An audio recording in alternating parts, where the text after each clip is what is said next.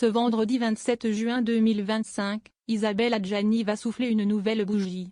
La comédienne va d'ailleurs passer un cap important puisqu'elle va avoir aujourd'hui 70 ans. Celle qui a obtenu à 5 reprises le César de la meilleure actrice, pour Possession, L'été meurtrier, Camille Claudel, La reine Margot et La journée de la jupe reste sublime et ne semble pas prendre une seule ride. À 70 ans, Isabelle Adjani peut être fière de ce qu'elle a accompli. En plus de ses récompenses au César, elle a été nommée 2 fois à l'Oscar de la meilleure actrice, pour L'histoire d'Adèle H. et Camille Claudel.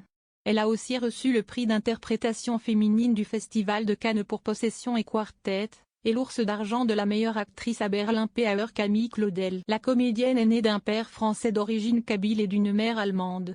Il y a quelques années, Isabelle Adjani évoquait pour la première fois ses parents lors d'une interview pour Les Inrocks. L'actrice césarisée a avoué n'avoir pas toujours eu une enfance facile. Ses relations avec son père étaient très compliquées. Elle a ainsi expliqué au sujet de la relation entre sa mère et son père: « Ma mère n'avait pas de profession. Elle a été emmenée, presque enlevée, quand elle avait 25 ans, par mon père qui en avait 18. Ils étaient très beaux. Elle avait déjà 2 petits-enfants. Il l'a convaincue de le suivre, s'est fait menaçant pour arriver à ses fins. Elle était une otage qui n'a pas pu pardonner à son ravi. Son père a aussi été très autoritaire avec sa fille. Isabelle Adjani ne garde pas les meilleurs souvenirs avec lui. Elle a expliqué: « Je devais baisser les yeux devant les hommes. Je ne devais pas me faire remarquer, je ne devais pas montrer ce que je ressentais. Du coup, ce métier que je me suis retrouvée à faire était une effraction incroyable. » Grâce à sa carrière d'actrice, Isabelle Adjani, qui a eu une scène intime avec Pierre Ninet, a pu retrouver sa liberté. La star s'est donc construite toute seule.